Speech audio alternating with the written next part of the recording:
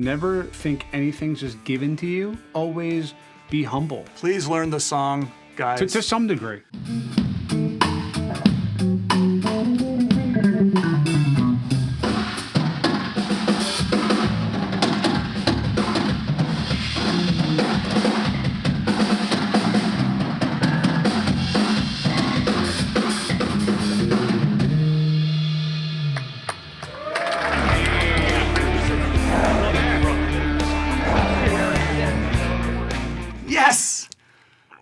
Yes. We are here at the Okay, I actually named this whole thing now. It's actually called something. It's called the Creative Hustle. If it changes, we'll see. But for right now, the Creative Hustle is a good way to kind of encapsulate what we do. Am I right? I like it. I like it. It works, right? It does. So I'm here with the amazing Jake Sommers. A little golf clap for Jake Sommers. Thanks for having me.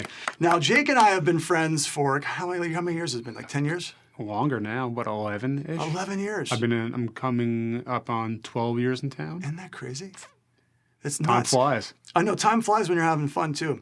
So what I wanted to talk about today is kind of like the origin story of where things began. Now, we both were at a pivotal moment in our careers where we made a move to Nashville. You were here before me, right? When did you move here? 2014. I moved here a year before you, yeah. Yeah, so it was a year before me. But at the time, Nashville had this change that was happening. There was like a vibrant scene that was just growing and growing and growing. And we didn't really know what it was, but we knew that we were loving just being drummers, being in town. I want you to take us back to that time frame when we first met. And when did we first meet? What's your memory of like meeting me for the first time? I mean, I thought it was great. Was it at? Where was it? I can't remember. Was it 8th? It's on 8th Avenue. Yeah. But it closed a couple years ago. Douglas Corner. Douglas Corner. That's it. Yep. So Douglas Corner. It was 8th something. But right. Douglas Corner now is called the 8th Room. That's what. So it's on 8th Avenue, so makes sense. But I remember I came to town. John Wasaki, rest his soul. You know, we all miss John. Sean Deal. Rich. Of course, Rich Redmond was a good binding agent. He definitely was. Right. So we both met Rich, and we were going to his clinics and things like that, and we were just trying to find our way. I remember. So when you were just looking for gigs, what were you doing at that time, 2014? Like, what were you actively pursuing? Like, how were you going out and navigating the scene? Well, even before 2014, I started playing downtown middle of my second week on Broadway full time. Yeah. That was through a former teacher of mine who, at the time when I was in college in Philly at the University of the Arts, was the head of the music department. And he had put me in touch with an alumni here. She invited me to a party at Music Row, like, I want to say my second day in town. Mm-hmm. I went, say yes to everything until you could say no. Spoke to everyone there, did all the networking, met a drummer. And he was like, hey, I'm playing downtown tonight. You want to come sit in? I said, I'd love to. And, I'm just going to go sit in and see what happens. Why not? Played 2 songs. A very inebriated bass player walked in. And, timing and luck is a bit everything. So is hard work and determination. And he said, hey, our drummer's leaving. We're doing auditions tomorrow. Do you want to come audition? And I did it. About 40-ish minutes later, I got a text or a phone call saying I got the gig and continued to do more homework, learn, their set. I learned all these other songs that I didn't chart out prior to moving here, right, even though I had already charted 100-something that summer, thinking, I'm going to play all these downtown at some point. Well, I only played 6 of those. Okay. Out of 120 that I charted out. Oh, wow. And, that's how I kind of got the downtown thing going. And so that was your audition for downtown work. So the artist I wouldn't even say it was really an audition. Yeah. It was just like seeing what you could do. Yeah, it was just like, hey, come sit in. And then obviously the bass player was like, hey, like a different bass player who was just watching. Because I got off the stage and he thought it was my gig. Right. I said, no, I moved here yesterday. And he was like, oh, well, we're doing auditions. Come audition tomorrow. So that's how I landed the downtown gig. Right. And, it was a good foot in the door. Everyone does it. I think everyone should do it. Yeah, we all did it at some point. But yeah, I did that. And then through meeting someone at a store in the Gulch that's no longer there called Two Old Hippies, I met another drummer who was playing with this group that was a good foot in the door, nothing major touring, but just fun. And he reached out to me 5 months since I was in town. We'd gotten coffee, and he said, "Hey, I'm leaving this gig. I think it'll be a great foot in the door for you." I did that audition, same deal. I got the text or phone call saying I got the gig. Did that for about 6-7 months.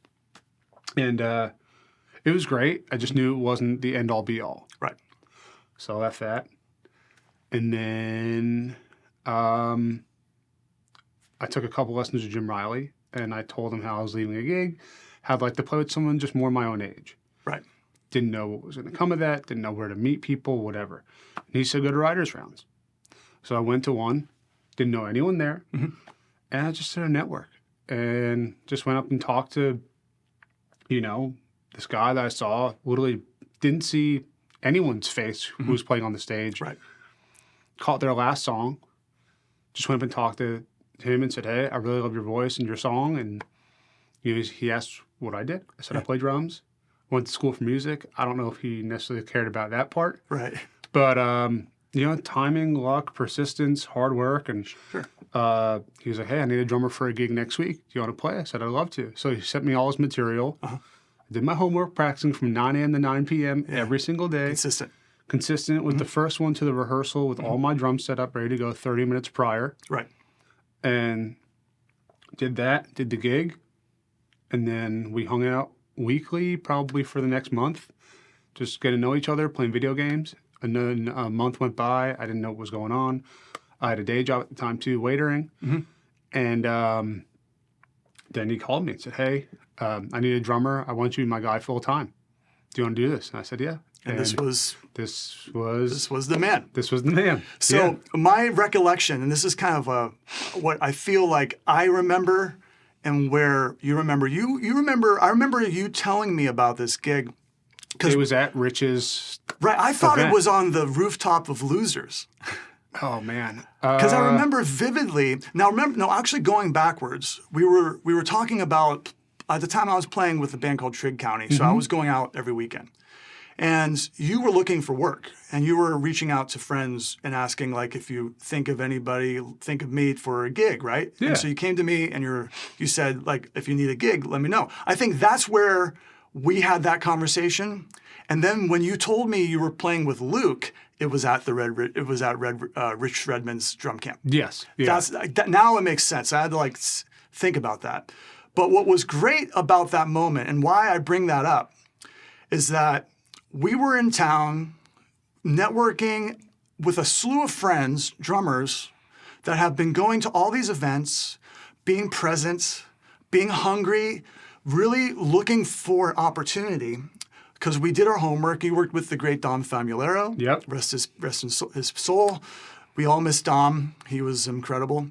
And then we had so many things happen to different. Everyone had their chance to get something big, but no one really knew what was going to happen and what gig someone was going to get. So that was a kind of we have a brotherhood, and we have things happening to other people that are really fortunate because they're doing the work and they're being present.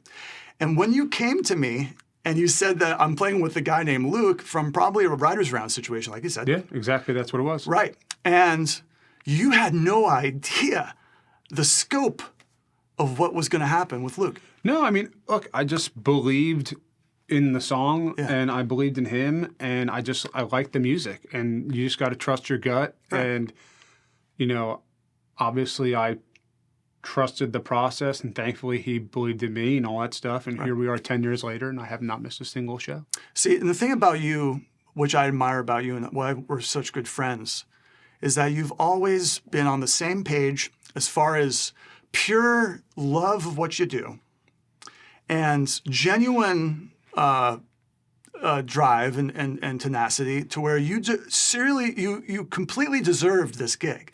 Thank you. I appreciate it. 100%. I was happy for you to just get it. I remember, I think part of that conversation on top of Losers was how happy we were or no, at the drum camp, of how happy I was for you, and a lot of people that were happy. And it's funny at the time, you worked so hard for it. Well, also, but it was still at the very beginning stages. Nobody knew what was going to happen. Like for everybody, it's just like, okay, cool, you landed a gig with an artist, but no one knows. Not even the artist knows what's going to take place. A couple of years, 5, 10 years down the road. Right. But yeah, it's definitely like, a cool feeling. And, I think in this industry, you have to be hungry and you have to love it and you have to love to also travel. And more than that, you just have to be a good hang. You got to be able to take jokes. You got to be able to, it's all love. But like if you can't take jokes or if you can't hang, you might be the best player in town or whatever. But if you can't hang, then, that doesn't matter. Yeah. Because the hang is a big part of it. Think about, like, even if you're on stage as an opener for 25, 30 minutes, okay, that's 25, 30 minutes of your day. Right. For the most part, you're either probably in a van getting there or you're hanging during the day and all that stuff. Right. So it's amazing. And at the time, the success level of an artist, like just to paint the picture of what Nashville was like, you had people constantly out there showing their stuff at Whiskey Jam. Luke was doing the writers' rounds. He was out there being seen because when he came to town, he was doing Vine videos, right? Like he was doing those, I believe, even before town. Right, and then that's what got him. I think he told me this at one point that he came to Nashville because he had interest. He was like, people are actually noticing me. I should move to Nashville. That's probably what I should be doing. And he got the recognition and the attention, and he would go and showcase. Didn't you guys do Whiskey Jam? We did. I think we did. We did one or two Whiskey Jams. I think we did one like acoustic. Yeah. And I was on Cajon. I think we did one other one, and they were both cool. Yeah. And to me that's always a rite of passage to play those. Right. And to see the people that have played those and have had success, which is really cool to see. And to me, going to Whiskey Jam and then even like after Whiskey Jam's over, you go to Losers and you hang out. It's like the thing to do. That was the thing to do. That was the true epitome of networking. And yeah, I guess like afterwards, if you weren't too tired and all that stuff, you go to Red Door, which I didn't do too much, but I felt like going to Whiskey Jam was a great staple to network. And then going to Losers after is more of a network and all that stuff. And, I try to go almost every week. Even if I had a Broadway gig that night, I would go before the gig, go network hopefully for a little bit, and then I'd leave. Right. And do the gig. And it's like, you got to just get your face out there. You got to, obviously people need to see you play. Right. And, for, what year was it? I don't remember exactly what year it was, but I was playing Cajon at this place called South on Demumbrian for, I want to say 5-6 months. And, doing that, I think I played for 10 to 12 different artists every Tuesday. It was an every Tuesday thing. And 2 songs apiece, 1 original, 1 cover. Didn't know any of the songs going into it. Just kind of let them do their thing, kind of hear it, and then go from there. And I remember one artist was like, "Hey, did you move here to play Cajon?" And I was like, "No." No, that's okay. No. But Cajon's like something we just do because we want to, because we have to. But you know what? I knew that like doing that, even though it wasn't playing the drums per se, right? You're networking, you're playing with different artists. It's all matter. And it's like, hey, if this guy can play this box instrument, he could probably play a drum set too. Right. And didn't know. It's always good to have at that time your hands in as many fires as possible. Diversify, yeah. That's cool. Yeah, I know that Luke, you, us, everyone was doing that, and the attention was there because Nashville was exploding. So you got it 15, right? Or was it 14, later 14? I think it was maybe 15 you got the gig, right? End of 14 was my first gig with him. Right. So, and I remember I was doing my band Operation Booty Move, and we were next in line to your rehearsal room.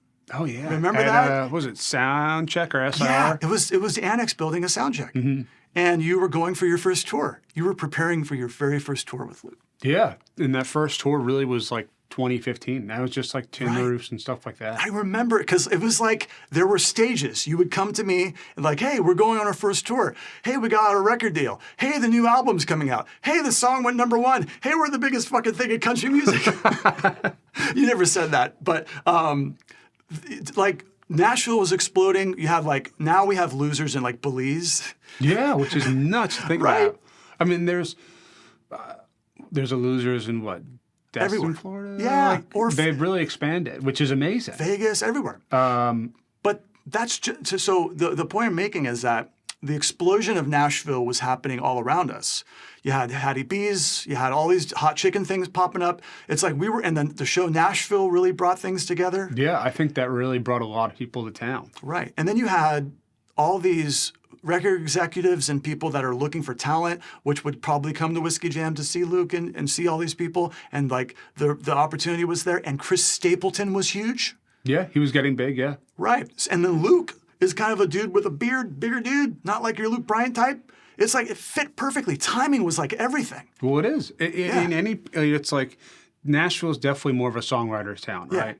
And songwriters, hopefully, if they need a demo or if they do want to pursue the artist thing and stuff, they need a band. Yeah. And the beauty of Nashville is there's so many different people from any instrument, from drums to guitar to bass, keys, all that stuff that these artists can find. It's just finding the right match for the people. Right. It's like dating. Yeah. It's so true. It's the personality is everything. Because everyone can play. Yeah. You know, like you would admit that you're not like Virgil Donati. No, and I will never be Virgil Donati, nor trying to be. And I think it's really cool what he does. But for the scope of what my gig requires, or really, I think a lot of gigs within the country music scene, it's just laying it down, groove, time, and feel, and So do nice. it with your personality, you know. And I was just in Australia with Jimmy Elcock and Kyle Wilkerson, and both, I love those dudes to death, and they're both amazing players. Jimmy, and we all have different playing styles. Right. You know, like I admire Kyle for just how, you know, relaxed and loose he is, and then, you know, Jimmy plays with such intensity and all that stuff, and, you know, still relaxed. And we always like to be like, oh, you know, like, what do you think I could do better?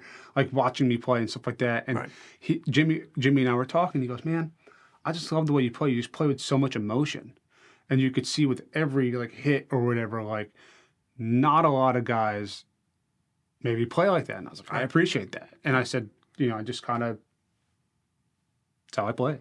Yeah. The thing is, like, the songs are what matter, obviously. Yes. You know, very that's much so. why guys like Ringo and you know, Lars are really important drummers, because they play to the songs. They're not really technically crazy skilled in like what you would think like a Dennis Chambers or like this guy or whatever. Steve Gadd. Steve Gadd's like a pocket player. He's actually the archetype, him and Vinny, of, you know, Vinny's the more technical, Gadd would be like just pocket. But what his was grooves are very distinctful and tasteful. Right. But you were just perfect for that gig because your personality, the way you vibed, you had sensibilities of musical things that were ingrained in you that really complement the music live. People love watching you play because you have a lot of enthusiasm and you're really great on that kit in front of thousands and thousands of people every night. And you're still, to this day, for as long as we've known each other, A long time. the most humble, the most real person in the business, and a real example to follow for the, you know, for young drummers coming up. Well, thank you. I appreciate that. And I really believe that. And seeing you do your first clinic at PASIC, was that fun? Oh my gosh, that was so much fun. So you have had dreams of being endorsed, and all these things started to come true for you. Take me back to that time when things started to really shift. Now that you've played the Luke gig and you're now getting endorsements, tell me about how that started and where you're at now.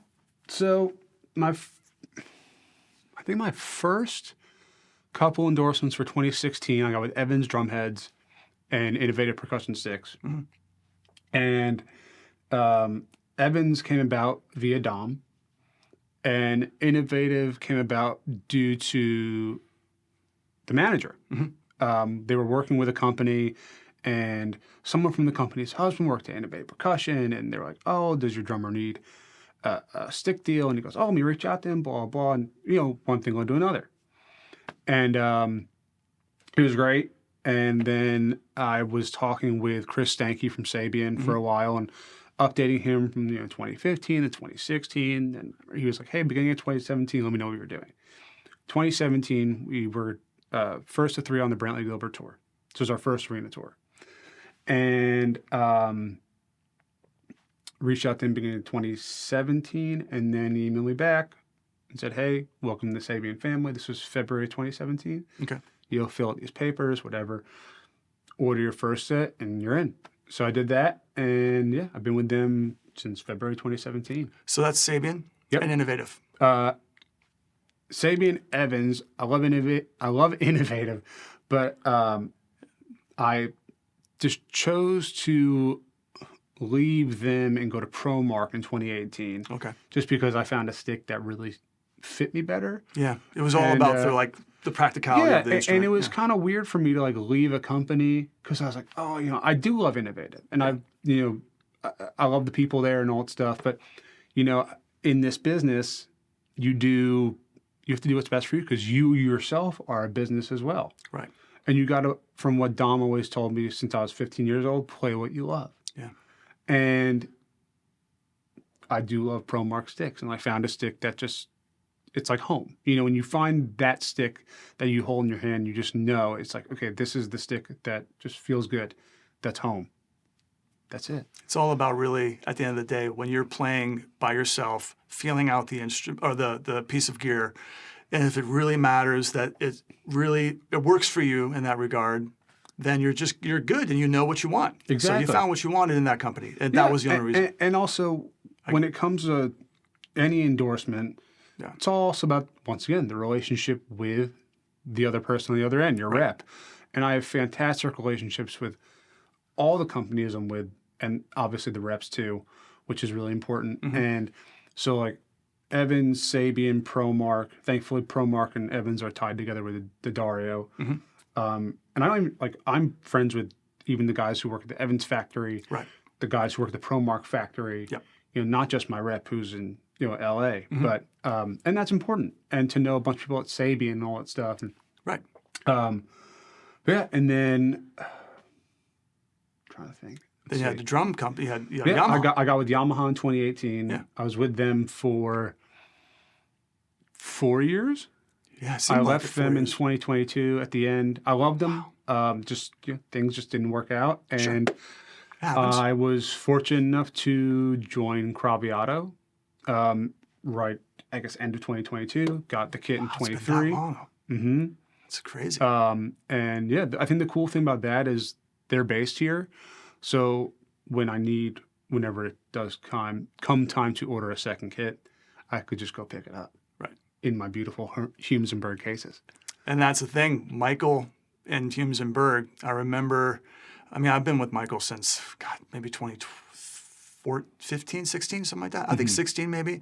And then you jumped aboard when? When did you get aboard? Honestly, I think just was it last year? Or I think it was PASIC 2 years ago. I remember he that's right, gave me a snare case that I still have. It's a 14x8, and I'm letting a buddy of mine use my Akutin stainless steel. It's a 14x8. Uh-huh. And he was like, "Hey, do you need a snare case?" He was like, "Which one do you want?" And I was like, "Oh, I could use a 14x8." And he just gave it to me. And he was like, "Hey, welcome to the family." And I was like, "For real?" He goes, "Yeah." And he's just such a good guy. He's so great. Whoever thinks that they would have custom cases with their, that you thankfully helped me with the badge and the logo. Thank you. That was a lot of fun. It was, and I appreciate it. And it's I think every drummer or anybody who plays an instrument dreams to have either a signature stick or a signature guitar or signature cases, whatever the case may be. And it's that's a really cool feeling. It's really cool to have something that is personalized to you. Yes. And, you still got to take everything with a grain of salt because you never know when it can unfortunately be your last gig. So you always got to play every gig, but to your fullest extent, like at your last. And, yeah, I mean, like, I think even when I think even when you do, like, say you go from one company to another, like we talked about, just never burn a bridge. I'm still very close with my rep from Innovative. Right. And I'm still, friends with my rep from Yamaha. Mm-hmm. So. Yeah, you've created yourself a really great reputation too amongst these companies, and I try. Thank you. The thing is, like, and this is an important thing for drummers or any musician to know about endorsements, is that everyone feels like they can stay in their studio or wherever they practice, get amazing, go on social media, get tons of attention, all this stuff, and then when they go to their rep that they meet in person, they have to flex so much so. And from the perspective of the person that owns the company, they're looking at you and going, yeah, I've heard this thousands of times today. Mm-hmm. You know what I mean? And or they get tons of emails. Right, they're bombarded. And it's like, I think if you really need something when you're with a company, like I still do this, and I even brought it up to Chris when him and his wife Jules from DW, who I'm with for pedals and hardware, came to our show at SoFi, one of the two.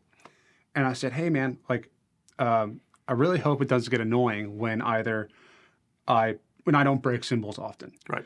But I said, hey, when I break a cymbal, or like if I really want a new one that I think will fit me well, I hope it doesn't get annoying when I always say, hey, I'll gladly pay whatever it is, my artist price, because that goes a long way. It's not showing that you just want it for free. Mm-hmm. And he said to me, he's like, man, he said, do you see what you're doing? He goes, you're doing 2 nights at stadiums everywhere. You're playing for well over 1 million people. Yeah. And he goes, and he was like, dude, he goes, if you break a cymbal, just sign it and give it to a kid. Because he brought me one that a replacement I broke. Oh, interesting. And this is the inside. I was like, hey, do you want me to just like send it back to the factory when I get home? He goes, no, he goes, for now on, when you break a cymbal, sign it, give it to a kid, and which is awesome. And I did that night. And, I'm still probably going to be saying if I need a new cymbal, which I do because I just cracked one in Australia, but wait till it really breaks more. But, hey, I broke this cymbal. Is there any way I can get 2 of them and whatever my discount price is? And I know he would probably say, hey, dude, no biggie. I'll just, You're approaching it from such a way that's not like you're abusing it. No, you're being respectful. And if you do, they're going to be like, well, this guy just wants a bunch of free stuff. And it's like, dude, I have more cymbals than I can count on my fingers, and they're all used for different things. Yeah. But like, at the end of the day, do you really need every single cymbal that company makes? Or do you need every single snare drum that like a certain company makes or all that stuff? It's like, I've got plenty of snare drums, and it's like, how many drums? I feel like as I've gotten older, it's like, how many drums do you need? You just need a couple really good ones that fit for what you're doing. You don't need to go overboard with being a hoarder of instruments. No. You could just get what you need and be cool. And that's the thing, is like, there's a lot of people, when you give them an inch, they'll take a mile. Mm-hmm. They want this or expect this. There's even big artists that will remain nameless that are legends that are entitled to the fact where they think that they should get like, give me 100 of them, please. That's it. And I don't want to, Who needs 100? Yeah, who needs 100? Like, right. I never thought, I started playing when I was 6 years old. I never thought I would have 5 drum sets. I'm like, do I even need 5 drum sets? You've always been about the genuine aspect of things since I've known you. And it makes perfect sense why you've had these relationships.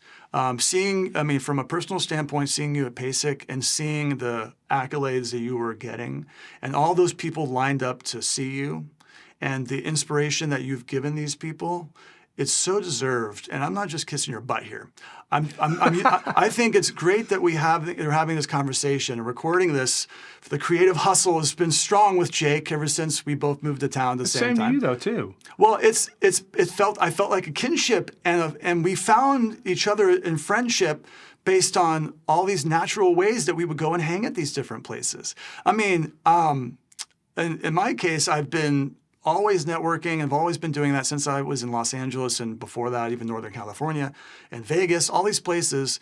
I've had the fortunate ability to make friends with some of these people and maintain friendships because I've always felt like I've been genuine to them. And you've been genuine as well. And the genuine aspect of things is what really sets things apart from one person to another. As long as you're genuine, definitely. and as long as you stick to your guns, and you don't overstep your boundaries, and you don't take too much like you've done with your companies, you've been respectful and you've been real. And that's the key. And don't you think? Would you agree? Yeah, 100%. I think like yes, definitely always be respectful. Never think anything's just given to you, no matter what level you're at. I don't care if you're playing arenas at the biggest level or stadiums at the biggest level. It's like always be humble. Right. Because you've worked really hard to get to this point, but there's also so many other people who are working really hard and hopefully get to that same point. But once again, it's like, think what are the tools that you really need and just stick to that. Right. It's once again, it's like, I think this is pretty funny, and you might too. Whenever that second Top Gun movie came out, I jokingly like shaved into the little mustache that Miles Teller had. Yeah. And I went to our rehearsal, and our monitor guy took a photo, or one of the guys did. Our monitor guy made it into a little sticker, and now it's a huge, like there's stickers all over the world of my face, and I'm like, come on, like whatever. And there's a huge one on my drum vault, and then one of the guys from Evans came to one of our shows, saw the little sticker on the inside of my kick drum patch, and he goes, "Hey, we're testing something out," and he goes, "I have a surprise for you next weekend." I walked onto stage during sound check that next weekend in Philadelphia, and I saw from even the stairs of walking on stage a kick drum with my face, the sticker 3D printed on the head Nice. and on the snare head. Sweet. So if I asked for it, which I'm very grateful for, Sure. they made me 10 of the head I use, which is in our locker with my face on it. And it's Nice. 3D printed on the bottom. And then awesome. I'm sure if I ask for a couple kick heads, they will. But like all my friends are like, dude, how do I get one of those? Right. And it's like, well, only I have them. Yeah. But it's like, I never thought something like that would happen. Did I want it to happen? No. Is it funny in the long run? Yes. But it happened naturally. And it happened because you've just been doing nothing but sticking to your guns, being real, being genuine, going out there and being a great friend. You've been a great friend to me for 10 years. So I want to say thank you. Of course. I mean, like, I'm grateful for our friendships. And when I was thinking about doing this, I wanted to make sure that we had this conversation. Of course, we got other friends that will be on here and share the same stories. So I wanted to, first recap. We basically had Jake Sommers coming from New York. What part of New York, by the way? Long Island. Long Island. You've been working with the great Don Famularo for how many years? I studied with him since I was 15, and I've known him for 18 years. Yeah. I feel like I studied with him a little bit until I moved here. Right. And then Jim Riley, when you moved here? Jim Riley, Yeah. I took, there's another amazing drummer from Long Island named John Favicchia, who was Dom's protege. Oh. So whenever Dom was out of the country, I'd study with John. Oh, nice. So I got the best of both worlds. So John's an amazing player, but also an amazing fusion player. Mm-hmm. And he has an incredible book called Elements that I think everybody should have. Elements. Yes. And it goes through, obviously the whole grid with different accents and all that stuff. And but he's just an incredible player, and like he and I are still very close. And if I, he, funny enough, now lives 20, 25 minutes from my folks in Florida. Wow. So if I'm down there and I have time, we usually hang, just catch up, get lunch, play some drums, whatever. And the cool thing is, like, with Dom, right? When I found out I was doing Drumeo, the last thing I texted him, because he's busy, it's like I didn't want to bother him and all that stuff. And we'd catch up from time to time. And I know he was really proud of everything I've accomplished, and especially the Drumeo thing. When I said, hey, Dom, hope all is well. Want to, I was asked to do Drumeo, and here's my segment, strengthening your weaker side. And, Dom, he's right-handed, but he played open-handed for a long time. Right. And what he did on Drumeo for his segment was going through his book, The Weaker Side. So I was like, okay, Nice. how do I not copy what he already did? So I wrote out pages of exercises. And they loved it. And it was great. And I just remember, like, he texted me back and said, I'm so proud of you, blah, blah, this is fantastic. You know, I just think this is huge, you know, onward and upward. Right. And unfortunately, that was the last thing I heard from him. But that's a great last thing to hear from someone. Right. You know. But yeah, you know, he was just a great teacher and a great, I feel like, mentor to anybody that came across him. Like, even, like, the last time I saw him was basic 23. Yes, I think he was at. I was there too. We were last time I saw him. I took Was it. there. He's doing one of my videos. He's actually goes amazing, fantastic. You know, that was him. Yeah, that was the And same that time. was the last time I saw him. But prior to that too. was NAMM 2020, and it was like no time went by. Right. And he was always, no matter, even if you met him for the first time, he always locked eyes. He always engaged with you. Even So if he had to great at go that. do something else, Right. he'd always take the time to talk to people. He was so great to everybody. That's why he was the drumming ambassador for everybody. And what was your biggest takeaway? I think the one thing you learned from Dom that you carry to this day. Honestly, just be a genuine good person, and when you're talking to someone, look them in the eyes, don't look around, Right. and all that stuff, and like Be engaging. you'll be engaging, be focused on that person, because that shows, okay, this person's actually paying attention to me. This person actually cares, and they want to know what's going on. Right. And also, it's like, okay, in that regard, if you feel that type of connection, can you help that person? Right. In one way or another, depending on what it may be. Yeah. But it's like, always look the person in the eye. Never waver, all that stuff, because people do that. And I think people like to kind of be like, oh, what You else can is tell around me? ingenuine. Yeah. You're disingenuous. And You can tell. everybody has that happen from time to time, but Right. for the most part, you know, be engaging on the person you're talking to. Yeah, be real, be in the moment. You know, we're in a world where things are distracting like crazy. I mean, I can get locked into scrolling for hours and like be like, oh, I got a text message, I got to check it in. But like the moment in which we're engaged is the most valuable moments. And there's so much to value and gather, more so than you would be whatever you got going on. So there's a lot of that. And then I wanted to speak a little bit about Drumeo. I mean, I remember, and Jared cleared this up. I've known the Drumeo guys for a long time. Before Brandon got in, and I remember doing this thing called the ballistic bass drum system. Okay. And Jared actually clarified to me that it wasn't him that did the ballistic bass drum system; it was somebody else. And I remember getting connected with those guys through NAMM shows for years and years back, and watching Jared take on the YouTube thing and blown up to what it is now is amazing. And the fact that you're on there now, a part of the elite, Which is awesome. which is amazing. And grateful and fortunate and all that stuff. How'd that start? Did you meet him at NAMM too, or I actually met Brandon. Lowell? Or is that how you say his last name? I'm going to mess it up. It's like Taos. Taos. That's it. And so we were playing in Vancouver in 2020. Shoot. 2022, I think. Something like that. And beforehand, he and I were already communicating and stuff via, I think, Instagram. And I was like, hey, man, I'd love to get you out to the show. And, you know, I'll make sure you're taking care of all the stuff. And so I did. I got him and his now wife into the show, got him backstage passes, you know, all that stuff. And, you know, when I was warming up, I had him there next to me, all that stuff, and showed him the rig and everything like that. And he loved it. And then we were just walking and stuff. And he goes, hey, man, I'd love for you to come do Drumeo. Can you let me know when you're free? I was like, Nice. yeah, of course. So did that in September. Shoot.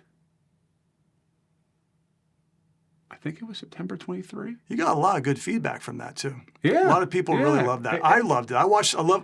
You did a Gojira song. Yeah, throw me to the wolves. Right. Ever since then, it's been like watching Portnoy do Noma, how you say it? From Tool? Yeah, the Tool song. And then, you know, getting thrown curveball on that, you know. But you handled it like a champ, and a lot of people were complimentary about that. Yeah, and it's like, you know what? I don't listen to metal that much. I didn't know who they were. Right. And I kind of thought to myself, and it's actually funny enough, something that Todd Zuckerman just wrote on a Facebook post a couple of days ago of like, that.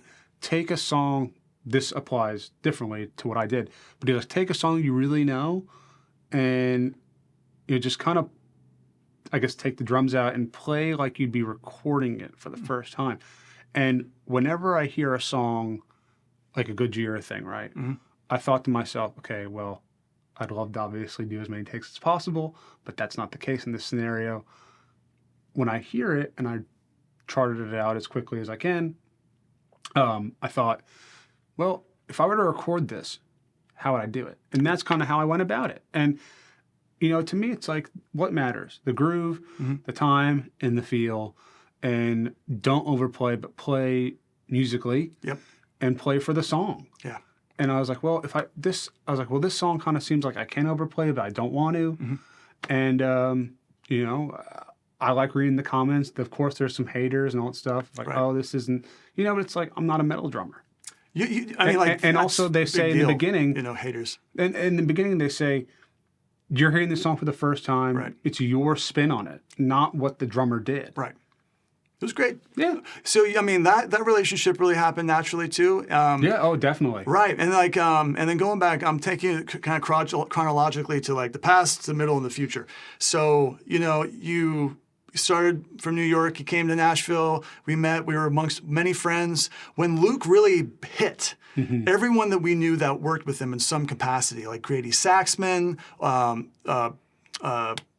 who am I missing? Channing and Rob Schneider, right? Those guys got, hugely successful from Luke and this person, that person. And you and the band, you've gone through how many iterations of the band now since you started? Exactly. I don't know, maybe like, I want to say 4 or 5. And how many bass players has your latest bass player been with you for how long? 3. This is our 4th? 4th. Wow. So you've gone through so many members, bass player, and you second still keys remain. player, second guitar player, I think. Something like that. A lot of members. Yeah, but myself and our band leader. Yeah. It was myself and then our band leader, who originally wasn't the band leader, came on full time. I want to say it was like maybe March or April of 2015. Nice. Well, the chronological order of how things happen and how quick is staggering. And then what I wanted to also bring up is the first time you heard Luke's songs being played by every band on Broadway. Oh, yeah. What was that like hearing that for the first time? It was really cool. And at the same time in my mind, and not to be disrespectful, and obviously it's Broadway, like you're going to not play everything like the record. Yep. And look, I still play downtown for fun, and I'm not playing everything like the record, but at least play it at the tempo. And I hear people play like Beer Broke My Heart like way too fast. Yeah, oh yeah. Big time. Or they don't play it, or the groove's not right and all that stuff. And, to each their own. But it's like, I know people bring charts downtown. Do your homework. Please learn the song, guys. To some degree. Yeah, learn it at least enough to where you can feel comfortable. Because like when I was playing downtown full time, when I got with that group, I think I charted out like 120 to 150 songs. Right. Because recording drummer stuff. Yeah. And I had all these charts, and obviously I can't memorize a drum part to however many 4 hours of music. Right. It's a lot. But I could do as much as I can, have the charts with me just in case. Right. It's a lot of stuff. And I think charting is very, very beneficial. Oh, huge. And everyone has their own way. And that's the beauty of it, is like there's no one way to chart. There's no really one way to play drums. Right. Everyone has their own way, and everyone has their own style, and everyone's their own player, which is the beauty of it. Love that. It's like, everyone can play, but what sets you apart? How do you develop your own personality and creativity and sound? It's like I love, I've been using the Evans UV2 on my snare for, 4 or 5 years now, I want to say. Nice. Maybe even a little longer. And like, I love that snare head. It's durable. and it's become my sound. I can get everything out of it. And then this year or last year, I think it was last year, I switched to G2 coateds on the toms instead of G2 clears, and it's warmer. I love the other ones too, but I could, it's even on my kits at home. This is your sound. You developed. Yeah. You now have everything you want. You have everything you can need. You're not overstepping and gathering everything. You have just what you need, and it works. Yeah. So now we have the future of what is happening now. I know that the new bar downtown opened up, right? Are you plastered on the wall anywhere? No, thankfully not. Thankfully not. Not that I'm aware of. Not that you're aware of? I hope not. I hope it stays that way. It's called Hurricane? No, it's called Category 10. Category 10. It's like off of the hurricane concept. Yeah. Something like that. And which is cool. It's not just like, I feel like all these other bars downtown have their names attached to it in some way, but he didn't, I don't think.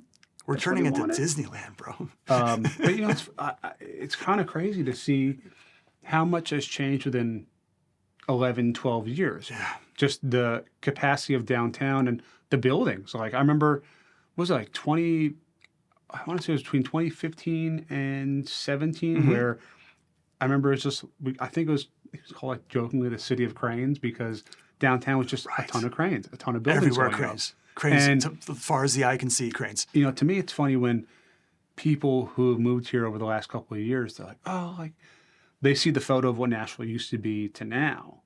And it's like, well, yeah, it's changed a lot, but no disrespect. It's like, it was also a different time and a different city to some degree than what it is now. Timing is everything, I think. Yeah. Oh, 100%. I mean, and I think the networking here is a lot different too. Oh, way different than what it was. We were the heyday of the good networking. Yeah. It's still good. It's even better. There's a lot more opportunities, right? Like, I think so. I mean, I don't go out as much. Yeah, me neither. And that was another thing too. When we started off really passionate, going out all the time, and then we don't go out as much anymore because we now know that Nashville's downtown is like a loony bin. Going on the road is actually a little more comfortable than going downtown because of, I don't know, there's a lot of factors. I think like when it comes to things like Whiskey Jam, right? Yeah. It's obviously... It's changed. It's changed, not for the better, not for worse. It's still great.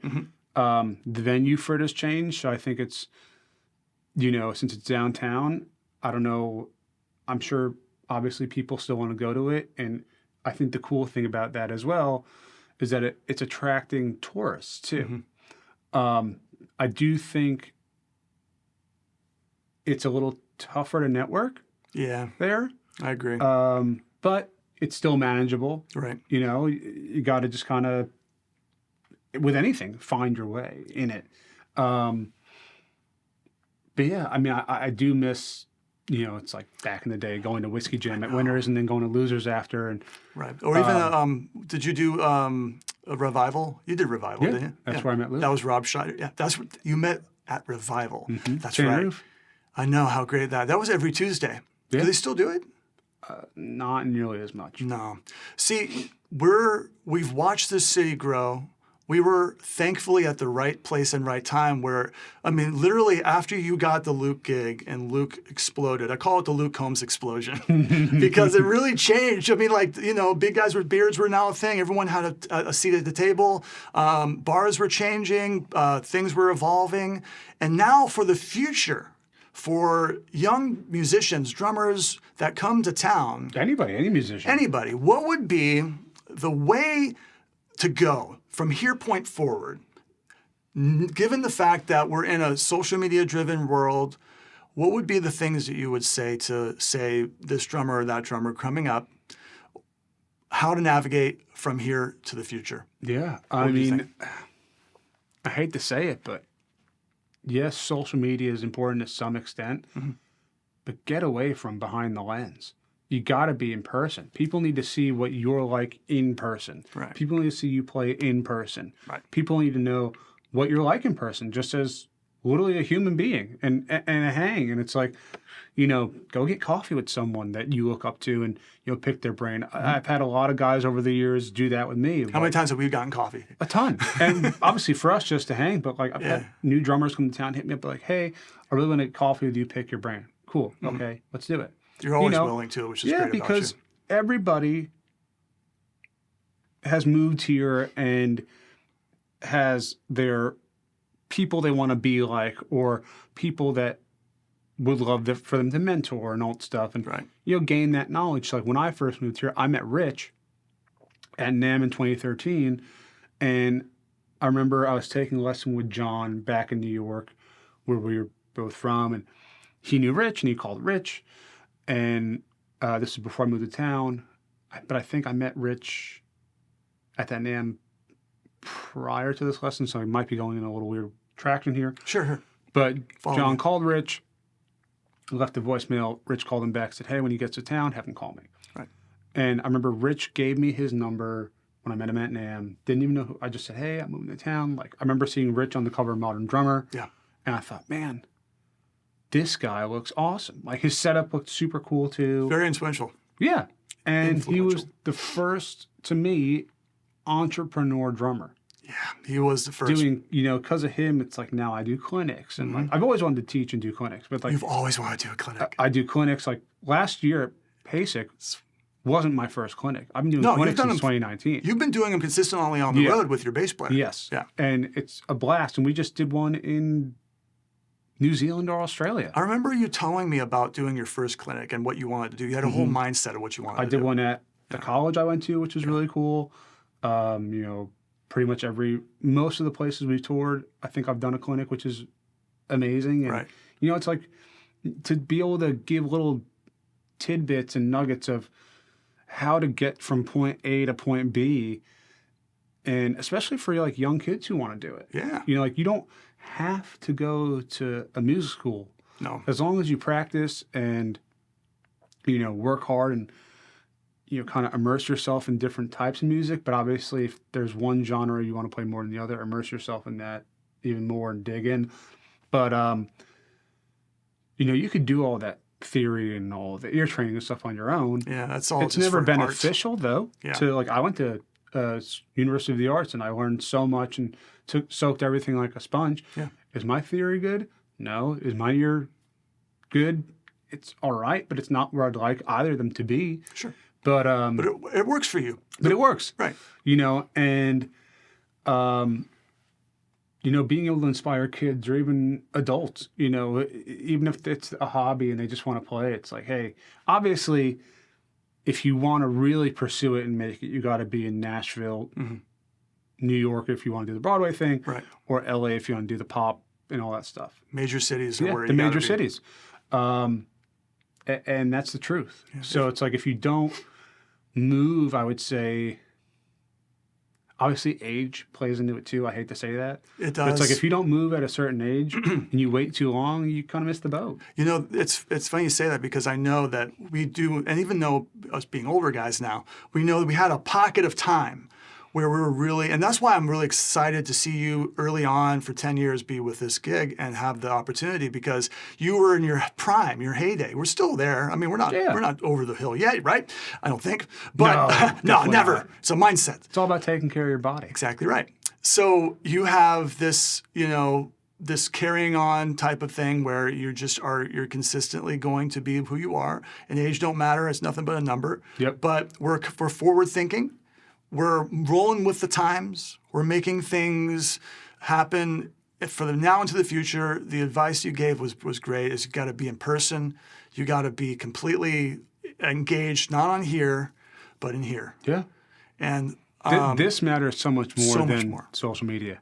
Way much more. Like, to me, when I first moved here, I had business cards, and I was like, yeah, maybe I shouldn't have done. And I didn't hand them out that much, but I did like once or twice. And I was like, that probably wasn't the best call. But now, you look at Instagram, that's really the new business card, right? Yeah. It is. It is. Like people I just show them that now. Yeah, it's like, okay, what do you do? Boom.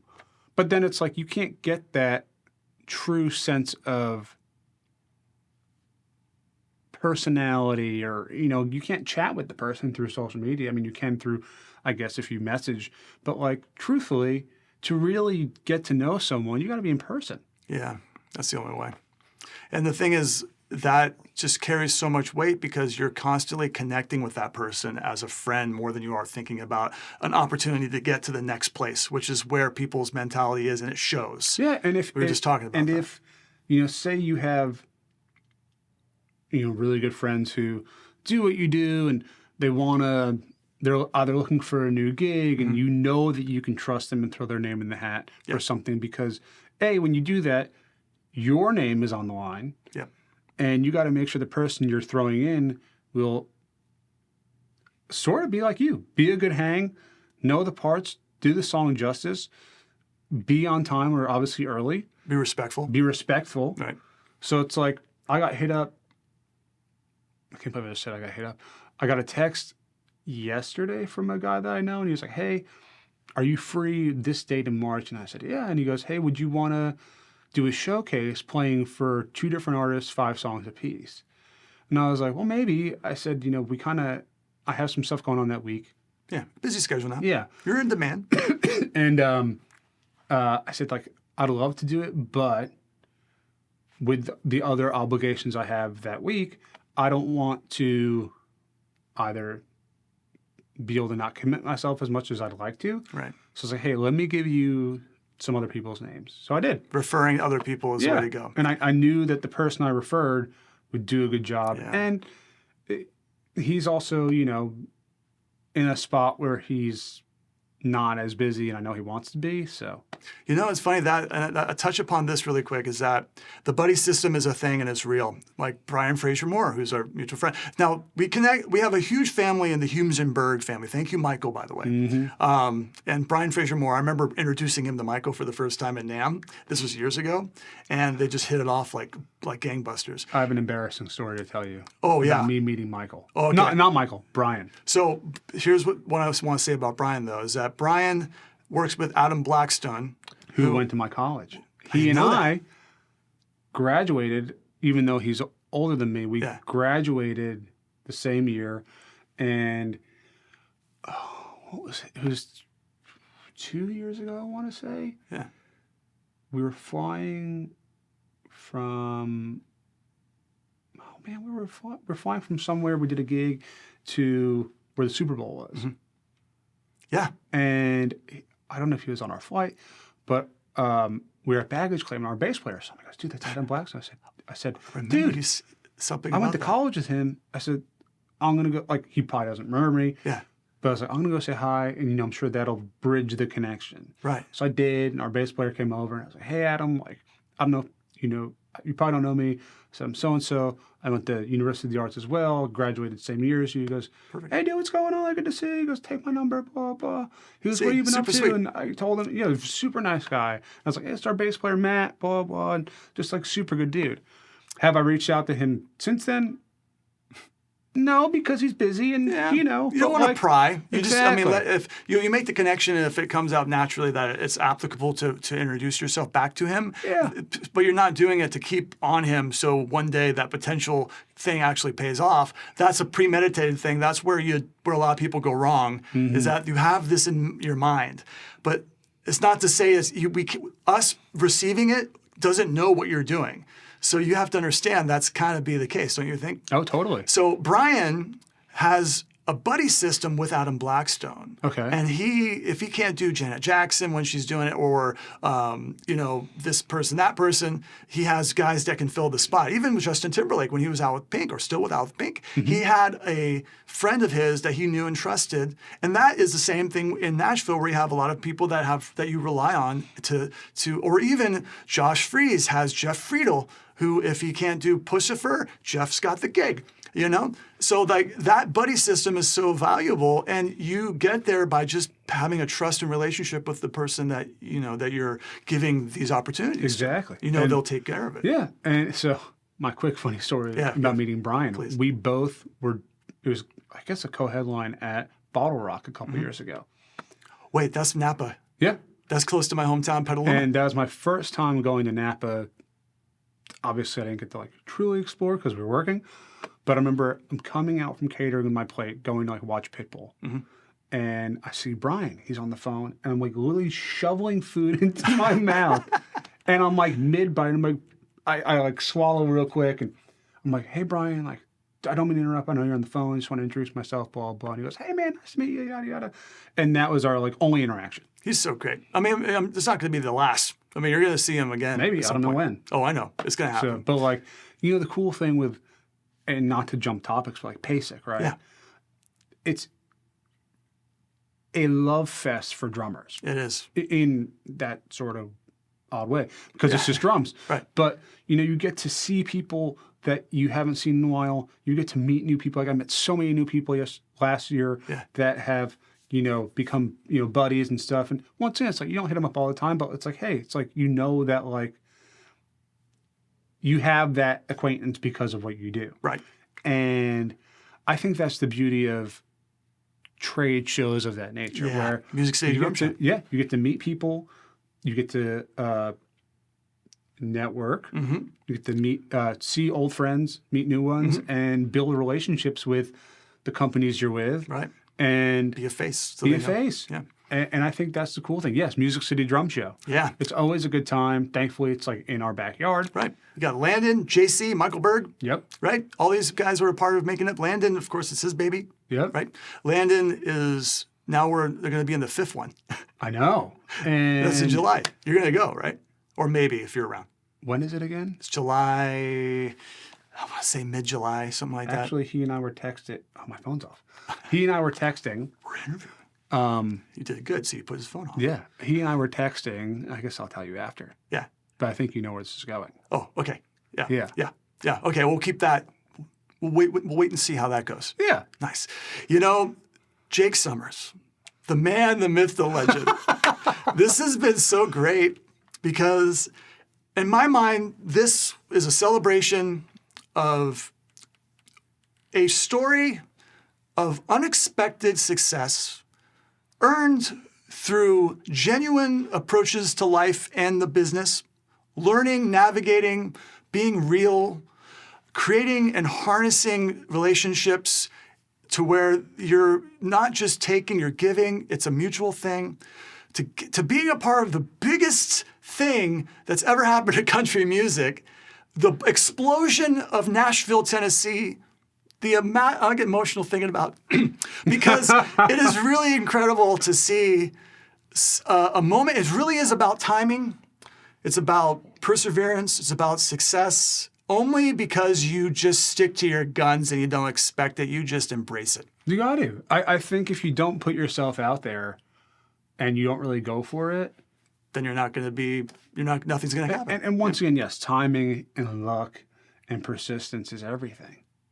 You know, and that's, I think, what you kind of have to base it off of. And once again, being a good hang, being there, showing up, playing your butt off, no matter what instrument it is, and hopefully just being a good fit. Yeah. And then you would say, what would be the one send-off note to everybody out there in the world of social media and wherever this goes? What would be your message?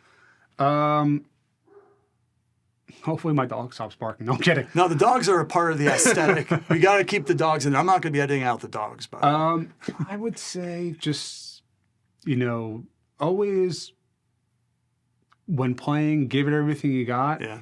And just be kind to everyone. Right. Be kind. Be real. Yeah, because that always comes back to you, hopefully, in a positive light. What's next for the future of you with Luke? What's this year looking like? This year, so we just got back from New Zealand and Australia. Mm-hmm. He was the first ever country artist to do a full-blown stadium tour, which was really cool. Wow. In Australia? And New Zealand. We did one stadium, 2 nights in New Zealand, and we did Auckland, and then we flew to Brisbane, did 2 nights there, Sydney, and Melbourne. Wow. So we just got back on Sunday. It's great, huh? Yeah, it's amazing. People. But the jet lag coming home is brutal. Oh, I bet. But the food and the coffee, and everyone's super nice. That's so cool. I've always wanted Michael Turner with Sleachman Drums, remember? He and I were chatting for a little bit. Did you talk to him and got you connected in Australia? We didn't get to like fully connect, but he was like, hey, we talked briefly. That's so great. But he's a super nice guy. Yeah, Michael used to own Sleachman Drums, and he has his own drum company. But he's now with his wife Kate, and they have a band together. Cool. You know, some Midwest Molly. Okay. I think that's the name of it. And if I'm getting it wrong, sorry. But yeah, he moved back to Australia, and we had that connection too. With that, he was also part of the circle. Oh, totally. Yeah, it's been great to see all these casts. And Rich Redmond, we gotta say thank you to Rich Redmond. I mean, if it wasn't for Rich, I wouldn't be here. So, and I stayed at his house looking for a place to live, for crying out loud. So I was able to. Did you get to play all his drums? No, I didn't really geek out like that. I was just. No, that's okay. But what was cool, we went on a recording session Nice. because he over at Latanzi, Mike Latanzi at Latitude South Studios. Mike kicks ass, and then he took me in, basically showed me, like, I was like shadowing him, I guess, Yeah. seeing how his life was. And then through that, I got the opportunity to play in the band I did when I moved to Nashville. That's awesome. So And it's that's just such a happened. great thing. It's like I remember getting coffee with Rich, and it took some time. I moved here in August. We must have talked on the phone when I first got here for an hour and a half, 2 hours. Yeah. And He's so great I was like that. very persistent. I knew he was busy, and he said, Right. I think we got coffee in like December. Of course, met at Starbucks in Brentwood because he loves that place. Oh, yeah. And, he said, hey, what I love about you is that he's watched videos of mine, whatever. He goes, you're a great player. And he actually had a gig for me. He goes, hey, do you know how to run tracks? And I said, well, unfortunately, I didn't learn that in college. Yeah. So no. But he said, I love how persistent you were, and I know you're going to make it. And then the cool thing is, Good in encouragement. 2018, we were direct support on their tour. That's right. Look at And that was a fun time. That was a really, really good time because, you get to hang with people and someone that you really would hope to mentor you and, who inspires you and all that stuff. And, right. Then you really get to know them when you're on tour with them. And we had the best time. And now, like, crazy enough, he is a day and 20 years older than me. Wow. A day and 20 years. Yeah, that's crazy. Yeah, isn't that nuts? We have so many great big brothers in this business, what I mean? And it's been great to see everyone get, just be still in it and having fun and still inspiring. Jake, thanks for being a part of this. Thanks for having me. This has been appreciate really it. fun. I've been wanting to do this. I'm glad you agreed to it and you're Yeah. here. And I celebrate you for here until the end of time, my friend. And for the creative hustle, my name is Mark Allee, the one and only Jake Sommers. Thanks for having me. You're very welcome. We will see you on the next video, and you don't know who we're going to have next, but I know it's going to be really good. I can't wait. Yeah. Well, hey, stay tuned, and I also can't wait to see who he has next. Thank you so much, and we'll see you next time. I don't even know what to do to send off. This is one like do like that. You got to have like some music in the background. Yeah. at the end. And cut.